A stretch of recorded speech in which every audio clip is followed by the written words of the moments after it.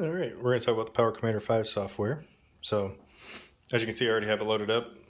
I have the cable connected. Bike doesn't have to be on, so ignition off. Gets phantom power from the computer. Here's Power Commander 5. That's just hooked up to the side there. And here's the main overview of the software itself. So, as you can see, pretty simple. You have your fuel table here. There's an ignition table.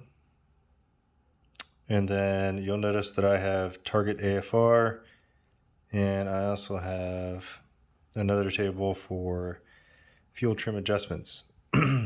So there's another section. This is where you would go auto tune tables, accept all trims. That's to accept your auto tune tables, which I'll talk about more in a little bit. Then we have calibrate, throttle position. If you pull that up, you'll see how it has minimum voltage, maximum, and you can actually, if the bike was on, that center voltage would show the current voltage. That's to calibrate your TPS sensor voltage. Easy day. So, as you can see, there's a number of things on here. You got the air-fuel ratio that's being read specifically from the wideband auto-tune sensor, the wideband 2. There's a throttle percentage as well as RPM. Injector duty cycle, the fuel adjustment. That's going to be a little bit different based on what your table is and what adjustment it tells you that it should be doing to meet your AFR adjustment requirements. And then obviously gear, ignition adjustment, and speed. So clearly, since this is, I'm not on a dyno, the bottom section is not going to be very important just due to the fact that I'm not going to be able to read out or see that stuff. But if we look on here, this is the trim adjustment, right? So at the top, the table is set up with an RPM range on the left-hand side going down, and then you have the throttle percentage on top. So, 2%, 5%, 10%, 15%. These are all throttle ranges in percentages, and that's based off of your minimum, maximum voltage, and then that's how the computer basically reads it. So if you look, there's a whole lot of zeros on there because the bike's never in that range. But if you do look, you can see on here where it's saying that in these cells, adjustments need to occur. So we have minus signs, which indicates that they're pulling fuel. And then there's positive numbers throughout where they're adding fuel all the way down. And as you can see, going through the RPM range, that goes all the way down to the 100% range. And, we're talking down to 9,750 RPM. Oh, nope, 10,000 RPM. So the bike is basically just automatically learning your fuel adjustment. And I will say it gets it right for the majority of the time. And then there are times where, you'll go ride it, you'll do your fuel adjustment, and then during that fuel adjustment, it might have pulled too much fuel from one area or added too much fuel in one area.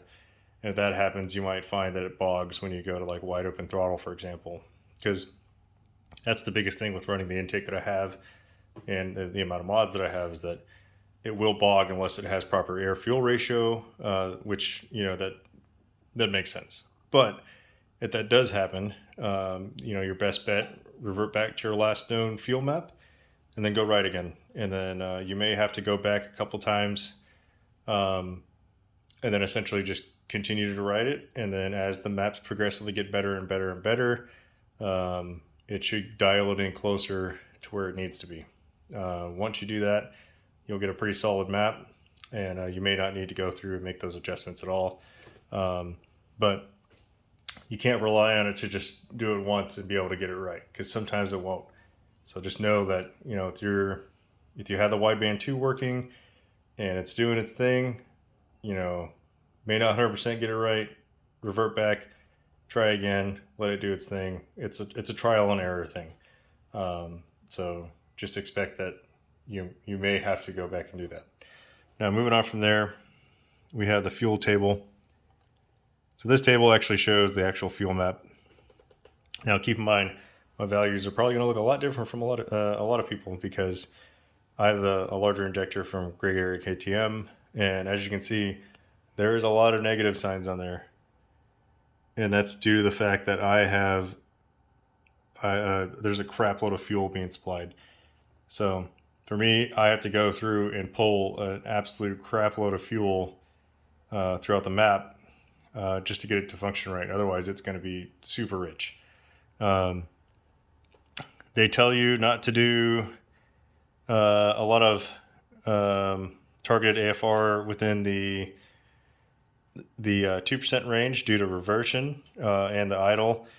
I manually set my air fuel ratio and just adjusted it accordingly until I got it where I wanted to for the idle range, because that reversion was causing some issues where the computer thought, oh, I need to pull like, minus 20 fuel from this range, and it just would not idle right, and it had a hard time starting. So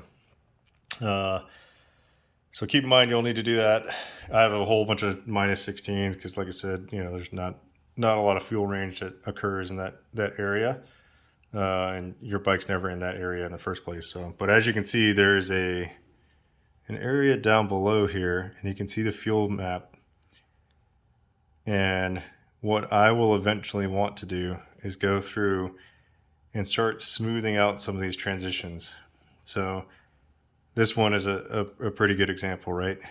You have -7, -5, -6, -8, -6, right? And then 3, -3, -2, -1, 0. So you want a smooth fuel map, and then just work to try to smooth those out. And as you can see, the auto tune is going through and starting to do its thing all the way down. And you'll just need to kind of monitor. You can see it should be kind of a linear transition downward, right, between RPM and throttle percentage, which is kind of what you see here. There's a whole bunch of range that just, obviously, like I mentioned, those don't get touched at all. So I would not concern yourselves with those.